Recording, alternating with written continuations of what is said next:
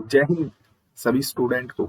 Straight line वही same चीज cut to cut बात करेंगे, जितना आपके एग्जाम में आता है चीजें उन पर बात करेंगे। वैसे तो ये टॉपिक जितने भी कोऑर्डिनेट ज्योमेट्री के टॉपिक्स है ये अपने आप में बहुत प्यारे और बहुत विजुअलाइजेशन वाले हैं, लेकिन आपके एग्जाम में जितना आता है उस पर चर्चा करेंगे। ज्यादा अगर पढ़ना है, मतलब ज्यादा और इंटरेस्ट दिखाना है, तो ये सब चीजें स्टार्टिंग से अच्छी लगती हैं, है ना। कि आप स्टार्टिंग से 6 महीने लगातार प्रैक्टिस कर रहे हो, देन आप इजीली, ऐसा नहीं है कि ये टफ है चैप्टर, ऐसा कुछ नहीं।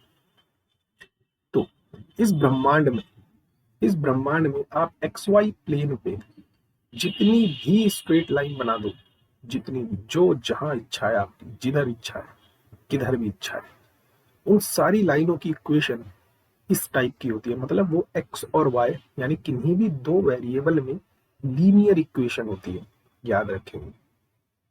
सो किसी भी स्ट्रेट लाइन की जो जनरल इक्वेशन होती है वो A X plus B Y plus C equal to 0 होती है, जहां ए बी सी हमारे रियल नंबर्स हैं। आप तीनों को साइमल्टेनियसली 0 नहीं रख सकते, क्योंकि अगर 0 रख दिया तो ये एक पॉइंट बन जाएगा। ठीक ना।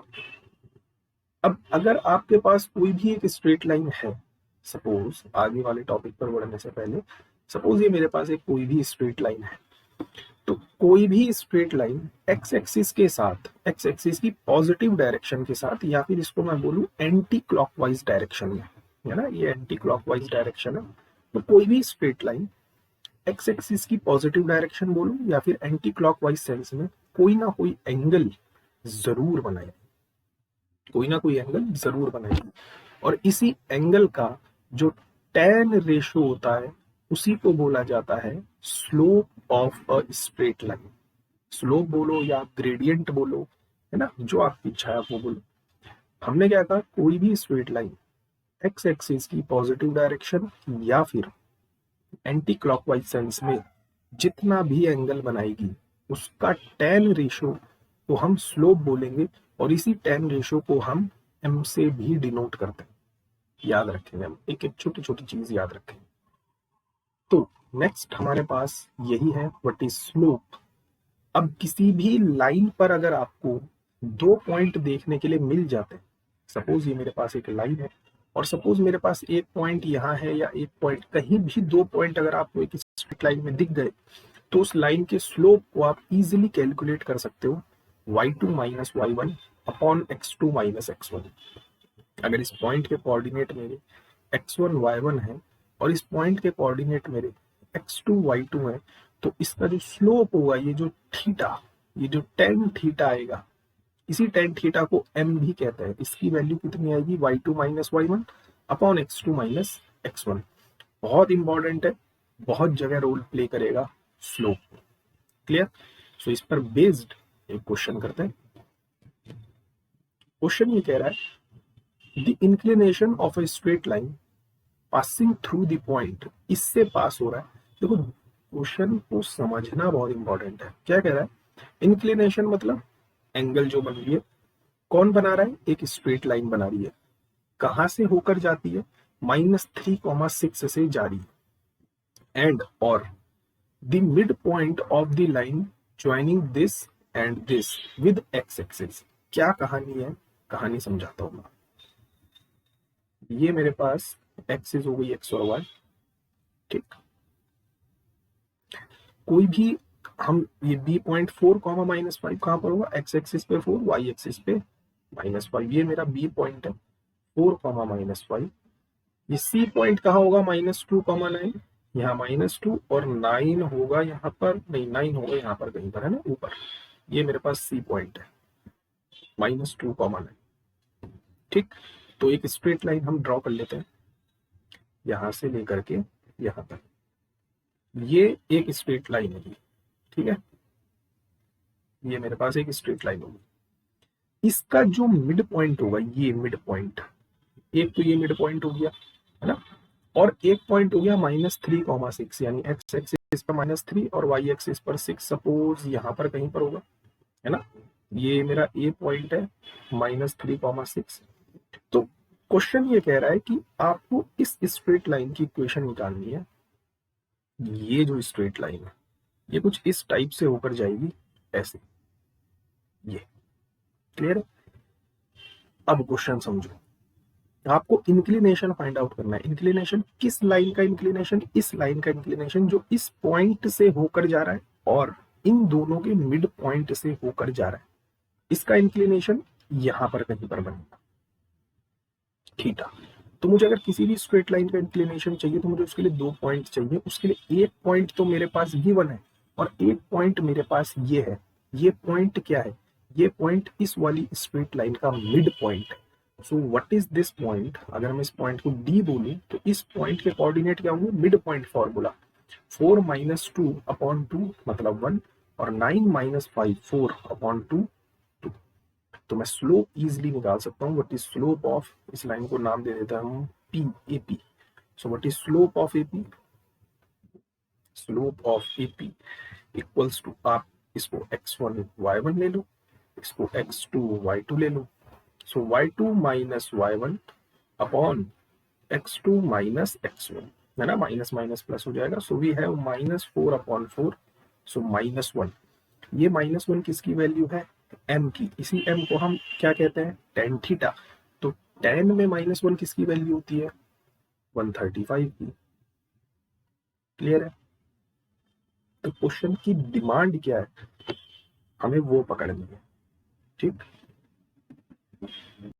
Next again, if the line passing through this and this, एक लाइन है जो इन दो पॉइंटों से होकर जा रही है और 135 डिग्री का एंगल बना रही है positive direction of x axis. तो आप एक्स की वैल्यू बताओ। हमने कहा बिल्कुल, हमें पता है tan थीटा की वैल्यू होती है y2 minus y1 upon x2 minus x1। अब अगर मैं इन कोऑर्डिनेट को नाम दे दूं x1 y1 और इस कोऑर्डिनेट को x2 y2, तो थीटा मुझे गिवन है tan 135 equals to y2 is 5, y1 is 4, x2 is x और x1 is 3. Now tan 135 is -1 equals to 1 upon x minus 3. तो यहाँ से क्या हो जाएगा? -x plus 3 equals to 1. So -x equals to -2. So x is 2. Clear? Simple calculation. किस concept का use हम कहाँ पर कर रहे हैं, ये चीजें भी आपको पता होनी चाहिए। बहुत इंपॉर्टेंट क्वेश्चन और बहुत प्यारा क्वेश्चन। कह रहा है x1 x2 x3 और y1 y2 y3 ये जीपी में और इनका कॉमन रेशो सेम है। मतलब मैं x2 को ऐसे लिख सकता हूँ r times of x1, in the same way x3 को मैं क्या लिख सकता हूँ? r square times of x1। लिखा जा सकता है, बिल्कुल लिखा जा सकता है। इन द सेम वे y2 को मैं लिख सकता हूँ r टाइम्स ऑफ y1, क्योंकि कॉमन रेशो सेम है इसलिए r सेम। और y3 को मैं लिख सकता हूँ r square times of y1, ये 3 होगा। तो कह रहा है पी क्यू आर ये पॉइंट क्या होंगे? तो ठीक है, हम एक काम करते हैं, हम slope of P Q check करते हैं। What is slope of P Q? P Q का स्लोप क्या है? पी क्यू का स्लोप आएगा y2 minus y1 upon x2 minus x1। What is y2? y2 is r times of y1 minus y1 is what? y1 ही है upon x2 minus x1। x2 कितना है मेरे पास? r times of x1 minus x1। सो ये मेरे पास आ गया y1 minus y1। ओ अच्छा, ये मेरे पास आ गया स्लोप ऑफ पी क्यू। ठीक है, what is slope of Q R? Q R का स्लोप क्या है? अब की बार ये आपका x1 y1 है और ये आपका x2 y2 है ना। सो y2 minus y1 upon x2 minus x1। Now y3 कितना है? y3 ये है r square times of y1 minus y2 कितना है? y2 है r times of y1 upon x3 r square times of x1 और x2 r times of x1। तो ऊपर से मैं r कॉमन लेके कैंसिल आउट कर सकता हूँ, बिल्कुल कर सकता हूँ। नीचे से भी r कॉमन लेके कैंसिल आउट कर सकता हूँ, बिल्कुल कर सकता हूँ। सो अगर आप ध्यान से देखो तो pq का स्लोप और qr का स्लोप सेम है। अगर किन्हीं भी दो पॉइंटों के स्लोप सेम है, इसका क्या सेंस है? इसका सेंस तो यही हुआ ना कि जो आपके पी क्यू आर है वो एक ही लाइन में होंगे तभी तो स्लोप सेम आएगा। आप एक कॉमन सेंस की बात है, समझो। ये मेरे पास एक लाइन है, ठीक, सपोज कर लेता हूं मैं ये पी क्यू लाइन है, ठीक। इसका स्लोप सपोज ये थीटा है। अच्छा, एक और पॉइंट है मार्केट में आर। अगर आर पॉइंट इनसे अलग हो गया, सपोज आर पॉइंट यहां आ गया, तो ये जो पी आर अब लाइन बनेगी, ये अब कुछ और एंगल बनाएगी थीटा, लेकिन बना ही नहीं सकती। क्यों? क्योंकि स्लोप तो दोनों के सेम टू सेम है। इसका मतलब इस आर पॉइंट को झक मार के इस लाइन पर आना पड़ेगा, तभी दोनों के स्लोप सेम हो पाएंगे, अदरवाइज स्लोप सेम नहीं हो पाएंगे। इसका मतलब ये जो पी क्यू आर पॉइंट है, ये पी क्यू आर पॉइंट कहां पर है? एक स्ट्रेट लाइन पर है। इंपॉर्टेंट है क्वेश्चन आपके एग्जाम पॉइंट ऑफ व्यू से। नाउ, कोई भी दो लाइन जिनका स्लोप m1 और m2 है, अगर एक लाइन है जिसका स्लोप m1 है, एक दूसरी लाइन है जिसका स्लोप m2 है, तो ये आपस में परपेंडिकुलर होंगी अगर इनके स्लोप का मल्टीपल -1 होगा। बहुत इंपॉर्टेंट रिजल्ट है। और ये दोनों लाइन आपस में पैरेलल होंगी अगर इनके स्लोप आपस में बराबर होंगे। याद रखेंगे हम हमेशा ये बात। तो अगर कोई भी दो लाइन पैरेलल है तो इनके स्लोप, ये जो एंगल बना है, these angles are equal, slope इनका tan रेशियो हमेशा सेम आएगा। और अगर कोई भी दो लाइन आपकी ऐसे परपेंडिकुलर हो गई तो इनके स्लोप का मल्टीपल हमेशा -1 है। याद रहेगा। अगर ये चीज याद रहेगी तो क्वेश्चन पर बढ़ते हैं। कह रहा है एक ट्राइंगल मिला है जिसके वर्टेक्स हमें ये गिवन है। अच्छा, बनाते हैं। ये हमारा ट्राइंगल हो गया, इसके वर्टेक्स हमें मिले हैं, ये पॉइंट ए है 0,b, ये पॉइंट बी है 0,0, और ये पॉइंट सी है a,0, और ए डी, यहाँ पर एक मार्केट में पॉइंट है डी, और एक पॉइंट है बी ई, एक मार्केट में यहाँ पर पॉइंट है ई, और ये दोनों क्या है? दीज आर मिडेन, ये मिडेन है। अच्छा, चलो छोड़ो, इस तरह का डायग्राम बनाना। अच्छा, अगर ई पॉइंट मिडेन है तो क्या इस ई पॉइंट के कोऑर्डिनेट में बता सकता हूँ? हम कहेंगे हाँ कि मिडेन है, इसका मतलब ये मिड पॉइंट है। मिड पॉइंट है किसका? सॉरी, ये ई मिड पॉइंट किसका है? ये ई मिड पॉइंट है ए सी का। तो ए सी के बिल्कुल बता सकते हैं मिड पॉइंट a/2 और b/2। इन द सेम वे ये डी क्या है? This is the mid point किसका? इस बी सी का। तो क्या हम इसके कोऑर्डिनेट बता सकते हैं? बिल्कुल बता सकते हैं, x1 + x2/2, y1 + y2/2। Question ये कह रहा है the median this and this of this triangle are mutually perpendicular. मतलब ये जो आपका मिडेन है, ये जो लाइन है और ये जो लाइन है, ये आपस में परपेंडिकुलर होंगी कब? क्या कंडीशन होगी? तो हमने कहा देखो, अगर ये दोनों लाइन आपस में परपेंडिकुलर है तो इन दोनों के स्लोप का मल्टीपल डेफिनेटली -1 हो। We are sure about that. तो क्यों ना सबसे पहले हम इस लाइन का स्लोप निकालें, बीई का स्लोप, है ना। सो m1 क्या है? स्लोप ऑफ बीई क्या होगा? y2 - y1। इसको नाम दे दें x1 y1, इसको नाम दे देते हैं x2 y2। So y2 - y1 upon x2 - x1। सो ये आ गया b/a। ठीक, ये m1 हो गया। What is m2? m2 is slope of ed, ed का स्लोप। अब की बार इसको हम नाम दे देते हैं x1 y1, आपकी जिसको इच्छा है उसको नाम दे दो x2 y2।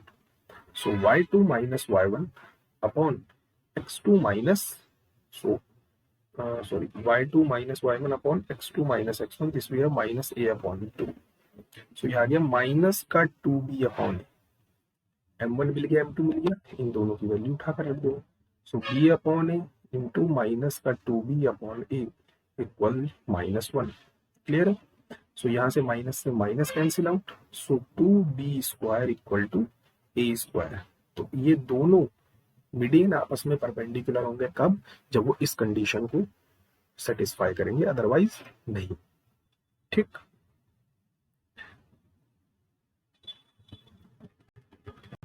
Angle between two lines, किन्हीं भी दो लाइंस के बीच में क्या एंगल बनेगा? tan theta equal to ±m2 - m1/1 + m1 m2, जहां m1 और m2 आपके स्लोप है। ये M2 दूसरी लाइन का स्लोप है, M1 पहली लाइन का स्लोप है, और ये फॉर्मूला आपको याद रखना है। जो जो चीजें यहाँ पर है वो कट टू कट है। फॉर्मूला कहाँ से आए हैं, ये सब चीजें आपने 12th 11th क्लास में आपकी एनसीईआरटी में आपको मिल जाएगी, लेकिन हमें टारगेट क्वेश्चनों को करना है ना, तो उसके लिए tan theta is plus minus M2 minus M1 upon 1 plus M1 M2 याद रखेंगे। Next topic XY। तबीयत थोड़ी खराब सी चल रही है। चलिए जी, ये हमारी एक्सिस हो गई, x axis and y axis. A line which is parallel to y axis. ठीक है, सबसे पहले हम y एक्सिस पर ही काम कर लेते हैं। ये हमारी y एक्सिस के पैरेलल हमने एक लाइन बनाई। ठीक है, कहने का तात्पर्य ये है कि ये जो लाइन है ये x एक्सिस को डेफिनेटली कट करेगी क्योंकि ये y एक्सिस के पैरेलल है। इसका मतलब इस पॉइंट के जो कोऑर्डिनेट होंगे, इस पॉइंट के कोऑर्डिनेट में एक खासियत होगी, ये तो कुछ ना कुछ होगा, x कुछ ना कुछ होगा, लेकिन y कोऑर्डिनेट डेफिनेटली 0। क्लियर है? सो इस लाइन की इक्वेशन में कैसे दूंगा, कैसे दूंगा, टेल मी कैसे दूंगा।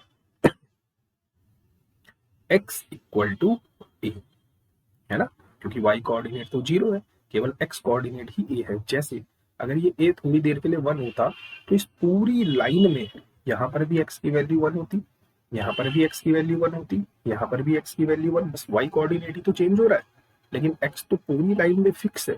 इसका मतलब इस लाइन की इक्वेशन क्या होती, x equal to a। In the same way, in the same way अगर आपका कोई लाइन है जो ऐसे x एक्सिस के पैरेलल बन गई, तो इस पूरी लाइन में, इस पूरी लाइन में ये वाला पॉइंट जो भी होगा, we are sure about that ये x कोऑर्डिनेट 0 होगा और y कोऑर्डिनेट कुछ ना कुछ होगा, है ना। और इस पूरी लाइन में यहाँ पर भी केवल x कोऑर्डिनेट बदल रहा है, देखो, लेकिन y कोऑर्डिनेट मेरा फिक्स है, केवल x बदल रहा है। तो जो फिक्स है, कौन फिक्स है, b फिक्स है। b क्या है, y कोऑर्डिनेट। तो इस लाइन की इक्वेशन क्या आ जाएगी, y equal to b। So अगर कोई भी लाइन x के पैरेलल है तो equation y equal to b। अगर कोई भी लाइन y के पैरेलल है तो x इक्वल टू a। इसी को मैं दूसरी लैंग्वेज में कैसे बोलूं, अगर कोई भी लाइन x एक्सिस के परपेंडिकुलर है तो x equal to a।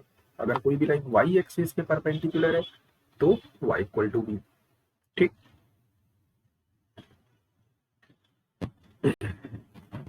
Now हमारे पास डिफरेंट फॉर्म्स हैं स्ट्रेट लाइन को बनाने की। कोई भी स्ट्रेट लाइन की इक्वेशन क्या होगी, उसकी बहुत सी फॉर्म्स हैं, तो उसमें सबसे पहली फॉर्म आती है स्लोप इंटरसेप्ट फॉर्म। कहां पर किस फॉर्म का यूज करेंगे ये चीज इंपॉर्टेंट है। The equation of line whose slope is m, मतलब आपको स्लोप पता होना चाहिए और इंटरसेप्ट पता होना चाहिए y एक्सिस के साथ लाइन ने कितना इंटरसेप्ट किया है। मतलब इस फॉर्म का यूज मैं तभी करूंगा जब मुझे ये डिस्टेंस पता होगी, इसी डिस्टेंस को हम c कह रहे हैं, और ये स्लोप थीटा मुझे पता होगा। जब ये दो चीजें मुझे पता होगी तब मैं इस फॉर्म का यूज करूंगा, अदरवाइज मैं इस फॉर्म का यूज नहीं करूंगा। रिमेंबर, तो अगर ये दोनों चीजें मुझे पता है, so what is the equation of the straight line is y equal to mx plus c। Clear, आपको आपकी एनसीईआरटी में इससे रिलेटेड बेसिक क्वेश्चंस मिल जाएंगे, लेकिन आपको पता है क्वेश्चंस बेसिक नहीं आते। क्वेश्चन पर बढ़ते हैं हम अपने कि क्वेश्चन क्या कह रहा है कि मार्केट में ये 3 पॉइंट है। तो अगर ये 3 पॉइंट है, देखो अगर आपको कोऑर्डिनेट ज्योमेट्री समझनी है तो आपको फिगर पर बहुत अच्छी खासी कमांड रखनी पड़ेगी। पहला पॉइंट है -1,0। तो ये x एक्सिस पर पॉइंट होगा -1,0। एक पॉइंट है 0,0 मार्केट में Q, और एक पॉइंट है मेरे पास 3, x एक्सिस पर 3 और y एक्सिस पर 3√3, है ना। यहाँ पर कहीं पर एक पॉइंट होगा R। ये इसके कोऑर्डिनेट कितने, 3,3√3। तो हम एक काम करते हैं, पहले इस लाइन को भी मिला देते हैं, है ना। ये मिला दी हमने लाइन, अच्छी इमेज, इसको इससे कलर से करते हैं। ओके, तो ये हमारे पास बन चुका है एक डायग्राम। अब क्वेश्चन की डिमांड करते हैं। Be the 3 points, the equation of the bisector. किसका बाइसेक्टर? हमें इक्वेशन फाइंड आउट करनी है। किसकी? बाइसेक्टर की। किसका bisector? Angle P Q R का। इस पी क्यू आर, ये जो एंगल बना है पूरा, इसका जो भी बाइसेक्टर आएगा, तो इसका बाइसेक्टर आपको कैसा दिखेगा? इस एंगल का कुछ इस टाइप का दिखेगा, बीचों बीच से कट करता हुआ ऐसे जाता हुआ, है ना, कुछ ऐसा दिखेगा। तो इस पॉइंट को मैं नाम दे देता हूं सपोज एस। तो मुझे इस वाली इस क्यू एस लाइन की इक्वेशन फाइंड आउट करना क्या है? We want to find the equation of S Q. मुझे इस एस क्यू लाइन की इक्वेशन फाइंड आउट करनी है। इस एस क्यू लाइन की इक्वेशन फाइंड आउट करने के लिए मुझे देखो, मुझे ये पता है इस एस क्यू लाइन में इस y के साथ इंटरसेप्ट 0 रखा है, यानी c की वैल्यू, तो we are sure about that 0 है। क्लियर है? अच्छा, इसका मतलब अब मुझे केवल ये चीज चाहिए कि इसका ये स्लोप कितना है, एक्स एक्सिस की पॉजिटिव डायरेक्शन से इसने कितना स्लोप बनाया है, क्योंकि इक्वेशन जो होगी वो होगी y equal to M X plus C, है ना, और c की वैल्यू तो 0 है। इसका मतलब y equal to M x मेरी फाइनल इक्वेशन बनेगी इस एस क्यू लाइन की। लेकिन इस एस क्यू लाइन की इक्वेशन फाइंड आउट करने के लिए मुझे एक्स एक्सिस के साथ इसमें कितना एंगल बनाया ये चाहिए होगा। अच्छा, तो मतलब मेरा मेन टारगेट है ये फाइंड आउट करना। ओके, अच्छा, मुझे ये वाला पॉइंट पता है और मुझे ये वाला पॉइंट पता है, मतलब मैं इस क्यू आर का स्लोप बता सकता हूँ। बिल्कुल। सो what is slope of Q R? Q R का स्लोप कितना होगा? ये पॉइंट x1 y1 और ये पॉइंट x2 y2। तो y2 minus y1 upon x2 minus x1। तो मतलब ये कितना आ गया? Under root 3। अंडर रूट 3 किसकी वैल्यू आई है? टेन थीटा की। इसका मतलब थीटा कितना रहा होगा? 60 डिग्री, है ना। टेन 60 की वैल्यू तो रूट 3 होती है। इसका मतलब ये जो एंगल है ना, ये वाला, ये 60 डिग्री है। अगर ये 60 डिग्री है, अगर ये एंगल कितना है? 60 डिग्री, तो ये एंगल कितना होगा? हम कहेंगे सर देखिए, अगर ये एंगल 60 डिग्री है तो we are sure about that कि ये वाला जो एंगल है, ये पूरा एंगल 120 डिग्री रहा होगा, क्योंकि एक लाइन में 180 डिग्री का ये एंगल बनेगा। इसका मतलब ये जो एंगल है, ये एंगल श्योर है हम इस चीज के लिए कि ये 120 डिग्री का बनेगा। हमने कहा ठीक है, लेकिन हमें एक चीज पता है कि ये जो एसक्यू लाइन है, ये एसक्यू लाइन इस पूरे एंगल का, ये जो आपने नीला नीला करा हुआ है, इस पूरे एंगल का बाइसेक्टर है। अगर ये बाइसेक्टर है, इसका मतलब ये एंगल 60 डिग्री रहा होगा, श्योर है, और ये एंगल भी कितना रहा होगा? 60 डिग्री रहा होगा, क्योंकि ये पूरा 120 है और एस क्यू बाइसेक्टर है। अब हमने कहा सर काम तो बन गया, क्योंकि मुझे यहां से लेकर के यहां तक का मेजरमेंट चाहिए, है ना, मुझे ये पूरा मेजरमेंट चाहिए। उसके लिए मुझे ये एंगल पता है 60 डिग्री है, 60, मुझे पता है ये वाला एंगल भी 60 डिग्री है। इसका मतलब ये पूरा एंगल 120 डिग्री है। इसका मतलब ये जो m है, m स्लोप किसका? एस क्यू का, ये कितना है? 120 डिग्री। सो 10 120 डिग्री कितना होता है? What is 10 120? अगर कैलकुलेट करना नहीं आता है, बहुत इजी है, आप इसको ऐसे लिख सकते हो 180 माइनस 60, और 180 से अगर आप कम गए, यहां पर होता है 180, इससे कम मतलब आप यहां पर सेकंड क्वाड्रेंट में, और सेकंड क्वाड्रेंट में 10 नेगेटिव होता है, सो दिस इज माइनस 1060, मतलब माइनस का अंडर रूट 3। तो ये किसकी वैल्यू आई? m की। इसको आप उठाकर अपनी इक्वेशन में रख दो, माइनस का रूट 3 x। ठीक है, तो नेक्स्ट इसकी जो फॉर्म्स हैं उसको हम करेंगे नेक्स्ट सेशन में डिस्कस। तब तक आप इन क्वेश्चंस के नोट्स बनाओ, प्रॉपर नोट्स, प्रैक्टिस। ठीक, तब तक के लिए जय हिंद, जय भारत।